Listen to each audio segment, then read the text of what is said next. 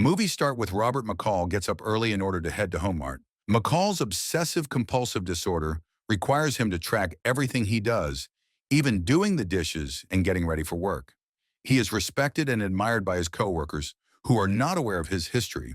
He has lunch with Ralphie, a friend and coworker who is now attempting to lose weight on this specific day. After asking Ralphie about his lunch, McCall hears a crunch as he bites into his sandwich and discovers there are chips inside. McCall began going to a local 24-hour cafe to read novels while drinking tea because he typically had problems falling asleep. A tiny girl asks McCall if the man in the book has found the fish. "Not yet," is his response. The girl phones a cab after finishing her pie. Some of McCall's younger colleagues ask him about his prior job. He jokes that when Gladys Knight was performing, he did a little dance for them as a pip. He goes back to the diner next night and finds the same girl waiting for him.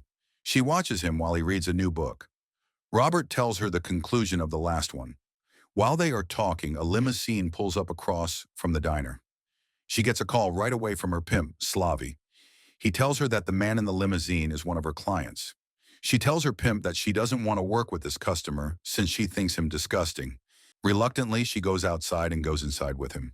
The next night, McCall finds the girl at the diner, but her face is marked. He brings a donut from work for her. She is nervous and looking for a quiet voice, so she decides to break with their usual routine and sit with him at his table. Her real name is Alina, but she goes by Terry. She gives McCall a recorded CD of her singing so she can ask him for his opinion later. She accurately deduces that Robert is still depressed after losing his wife not long ago. Robert confirms that she was right and says that a book challenge that his wife was unable to finish ignited his passion for reading. The two of them stroll and talk for a while as they leave the restaurant. Their intentions to part ways for the night are interrupted by an oncoming car. There are Slavy and Tevi, his cabbie. Slavy hits Alina as she leaves. McCall is instructed by Alina not to step in. Robert notices that Tevi has a gun in her hands. Slavy approaches McCall and hands him a business card, advising him to pick another woman. After that, McCall is worried about Alina and is separated from her for a number of days and nights. One evening, the diner manager tells him that Alina was badly beaten and is currently in the intensive care unit. Upon his arrival, McCall finds Alina's face significantly more smashed and distorted. He also notices that she is with a girl named Mandy. Later, Mandy sobs as she walks past McCall. She makes a cup of coffee, but she stuffs it full. She is comforted by McCall, who asks how Alina is doing and introduces himself as a friend. Mandy claims that Alina retaliated against Slavy after he struck her. Slavy got angry and made fun of her. Additionally, according to Mandy, Slavy has allegedly thrown battery acid in a woman's face and kept her nearby as a reminder not to defy him. He views his women as nothing more than commodities. McCall considers the situation for a few days before making a decision. McCall enters the restaurant where Slavy and his men are assembled, sent an envelope containing $9,800 in return for Alina's liberty. The thugs make fun of McCall's Slavy, saying that since Alina is so young, he makes so much money off of her that $9,800 would only buy her a month's freedom. He then laughs at McCall's offer and tells him that he may consider releasing Alina if her value dropped. After accepting the money, McCall starts to walk away. He changed his mind and closed the door just as he was ready to depart. After carefully examining the men and any weapons they might be carrying, he sets the timer on the watch and starts to move. When McCall takes the man's arm and he raises his rifle at him, the man shoots Slavy in the throat. Slavy's body is going through a lot, and McCall comes to his side to tell him that he would soon die. After the murders, Teddy, a Russian mobster, travels to Boston to learn the fate of Slavy and his men. He collaborates with a number of dishonest police officials to obtain leads. Everything thus far suggested that a rival organization had committed a gang hit. Ralphie's absence from work is noticed by McCall. Ralphie has resigned, a management tells him. McCall stops at Ralphie's mother's restaurant. Because of an unintentional fire, Ralphie is now helping her. One of the dishonest policemen, Frank Masters, takes Teddy to the office of gangster John Looney so he may continue his hunt for the murderer. John denigrates Teddy and all Russians in general. Teddy hits John with an ashtray in retaliation. John is repeatedly struck in the face by Teddy until he faints. Ralphie's mother is having dinner with the other two dishonest police officers. The next week, they threaten to have an accident if she doesn't make her protection money payments on time. When McCall finds them, he goes up to them and asks that a crime be reported. They ignore him and tell him to call 911 until he calls one of them on his cell phone. In a video that McCall took of them extorting a convenience store employee, they admit to starting the restaurant fire. McCall quickly beats both of them. After agreeing, they return the money to Ralphie's mother. After passing his test, Ralphie soon shows up dressed as a security guard, and McCall is spotted playing baseball with his coworkers. When Robert goes to work, he approaches Jenny, a cashier, to get a refund after noticing that she is helping a man who is robbing a store without being noticed while brandishing a gun. Casually, McCall walks up to him and gives him the money. Jenny has given up her mother's ring, which the thief also wants. She tears as she hands it to him. Among other physical attributes, McCall observes the man's attire and tattoos. Since children are entering the industry and could be harmed, he considers moving but ultimately decides against it. McCall chooses to follow the man outside where he can see his car's registration plates. The police inform them that the same criminal was responsible for a number of robberies. Then McCall grabs a sledgehammer from a rack. The next day, McCall is seen cleaning the sledgehammer and putting it back on the rack after Jenny finds her wedding band in the cash register. Teddy asks Mandy about Alina's disappearance from Slavi's girls, to which she replies that she didn't know her well.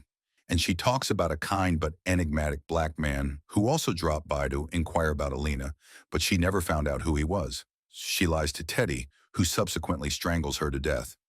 With this new knowledge, Teddy finds video proof that McCall entered the restaurant but never left. Claiming to be an investigator, he approaches McCall in his flat, but McCall instantly recognizes him and answers his questions with his prepared answers. Teddy comes to the conclusion that McCall is much more than he shows.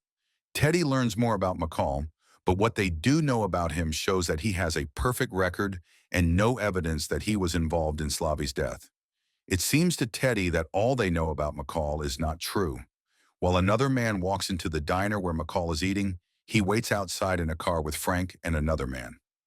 McCall asks whether there is anyone else they should be waiting for as soon as he identifies the man. The man with the rifle comes at him. A truck drives up in front of the diner, blocking Teddy's view from his car. McCall breaks the man's neck. He then inserts the lights into an outlet and uses a knife to turn them off. After leaving the diner, he takes pictures of Teddy and his men in their car using his cell phone. Since they are aware of McCall's residence, the criminals follow him home. He treats a gunshot wound by boiling some honey while the criminals stealthily enter his home. After breaking into his apartment, they find that McCall is using hidden cameras in another room to monitor them. Teddy believes that McCall is watching him and doesn't trust him, even if he has evidence in his apartment that he is leaving town. McCall does go out of town, but only to visit two of his old friends, Brian and Susan Plummer. In the past, they worked together for an intelligence organization. Susan is asked by McCall about Teddy and his coworkers. Brian and McCall talk about how everyone, including Brian and Susan, thought Robert was dead because of McCall's car bomb accident. According to Brian, Susan somehow knew Robert was still alive. Upon her return, she tells McCall that the men he killed were part of the Russian mafia, which was run by Vladimir Pushkin. When anything needs to be explained clearly, Pushkin sends Teddy, also called Nikolai. When Pushkin employees Ramar and Peterson were found dead a few days earlier, Susan warns McCall that unless they kill him and everyone else he loves, these men would not stop. The next morning, with Susan's blessing, Robert leaves to finish what he started. After attaching a line from the exhaust to his vehicle, McCall captures Frank Masters inside. If he doesn't give him helpful information on Pushkin's operations, he threatens to abandon Frank to perish in the automobile.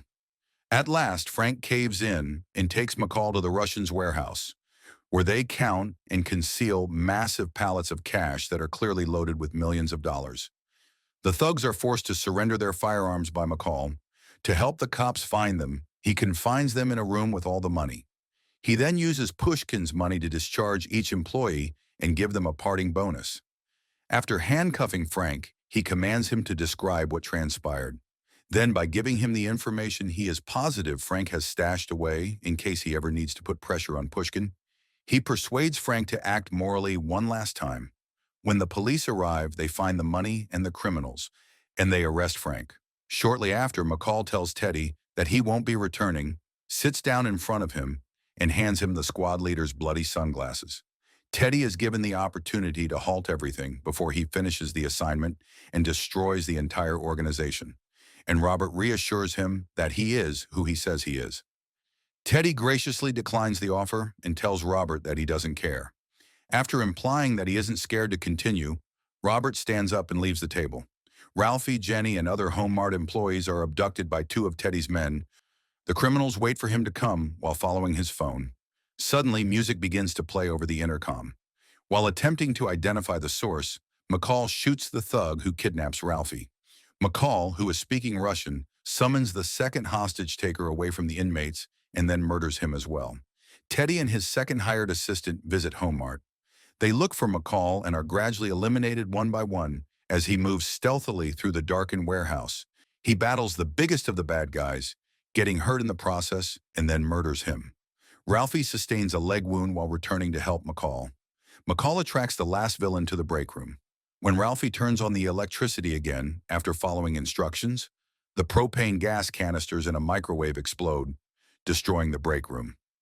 Teddy is the last one left looking for McCall.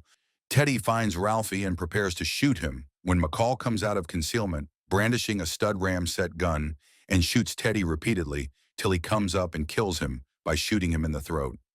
3 days later, McCall shows up in the bathroom of Pushkin's Moscow home while he is having a shower. McCall fills the sink with water and keeps turning the lights on and off. McCall speaks briefly with Pushkin before departing. Pushkin retrieves his weapon from the sink. Pushkin is standing in the water when it strikes the line, and he is fatally electrocuted. When McCall departed Pushkin's estate, he killed everyone inside the mansion because he saw multiple bodies as he was leaving. When all is said and done, McCall returns to Boston to resume his quiet existence. As he carries groceries home, Alina, who is recovering from her injuries, walks up to him. She gives him an update on her reading preferences and her new job situation. Now that he has a purpose, McCall goes back to living his quiet life. He was motivated to create an advertising by people who feel stuck with no way out and all the odds against them.